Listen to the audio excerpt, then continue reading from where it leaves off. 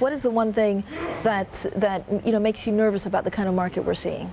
Well, there is a lot of volatility throughout the market at the moment, but the things we focus on, you talk about very significant macro factors, you talk about interest rate environment, and those are things that we don't believe we can predict with any real certainty. What we can predict is looking at companies, looking at every individual name we have in our portfolios, assessing the health of those companies, predicting how the cash flow could react in certain economic environments, and really building our portfolios up through that mechanism.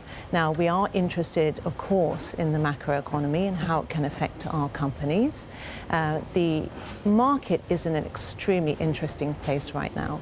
It's really torn between, concern about the fundamentals, real skepticism and cautiousness entering the market, but also being torn by the central bank stimulus and assuaged by what the policymakers can do to stimulate the economy. But Samantha, is there a danger that actually the central bank is doing things that makes not only the economy weaker longer term, but also affects some of your investments if they get it wrong? Well, it's quite possible. I mean, we at Oaktree are always very focused on corporate fundamentals. That is how we construct our portfolios.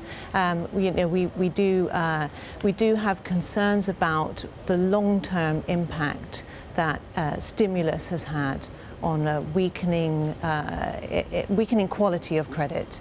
And for a long time now, we've been noticing some increasing erosion of investor protection, increasing leverage in the system, not in the system, but in some companies. And it's our job to really pass through those portfolios, those companies, and make sure that the ones we're invested in are of the highest quality, withstand any economic environment.